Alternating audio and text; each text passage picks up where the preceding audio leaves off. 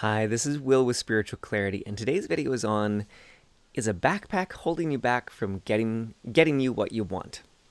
So this is a story analogy that I share with clients all the time, and it really resonates because imagine this. Imagine you're at a race. You're at the start of a race, and you've lined up with everyone that you're competing against. And you know your goal, you know what you want, you can see it, it's the finish line, and you know you want to be first, or at least top three, probably first. You know what you want, you can see it straight ahead, you're ready, you've been training, you've been running every day, you're ready for the race.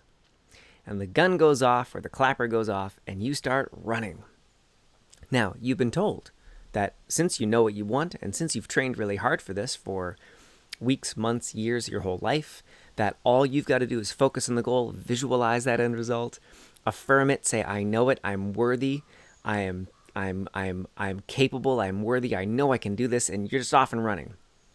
But as you start, everyone else is off and running, and you are moving at a snail's pace.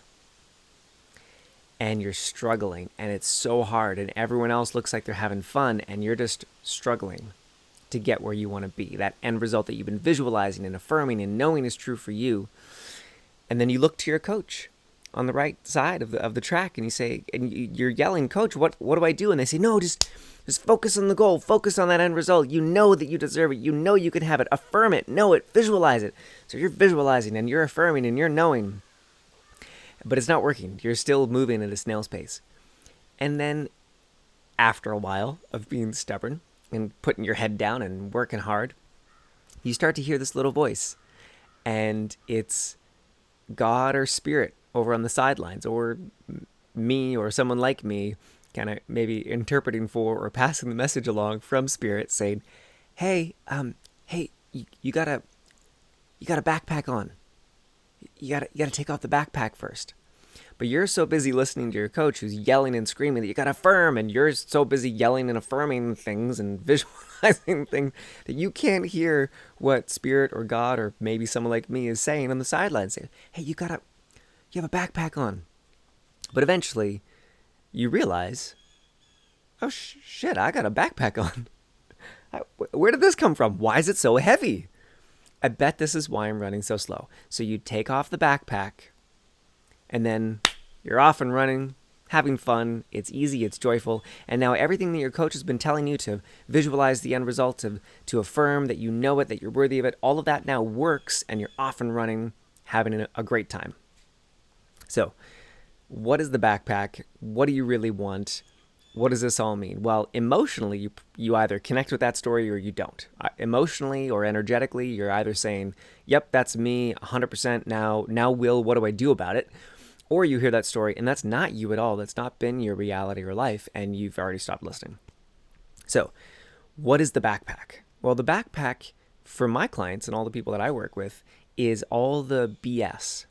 And the BS stands not only for bullshit, but it also stands for blankets of shame, the blankets of should, the bullshit, and the belief systems.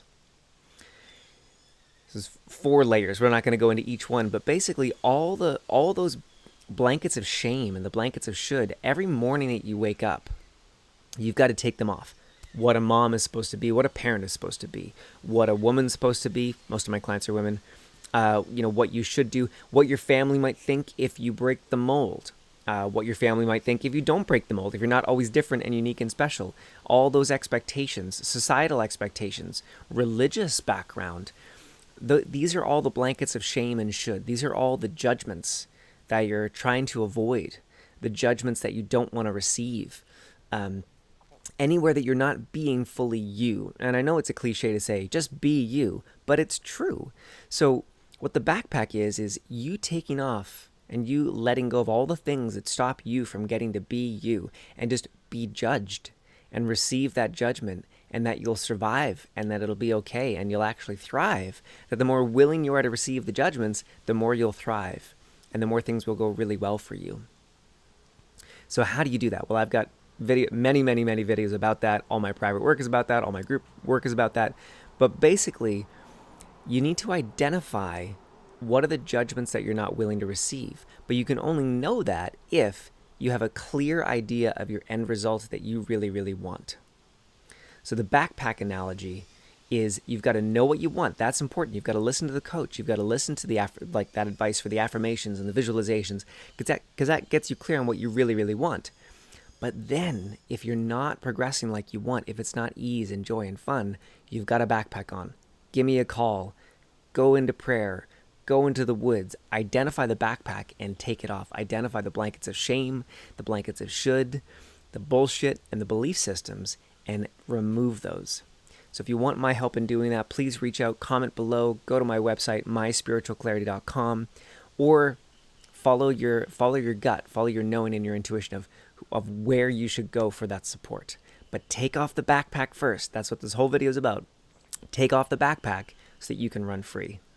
Have an amazing day, and I'll see you soon. Bye-bye for now.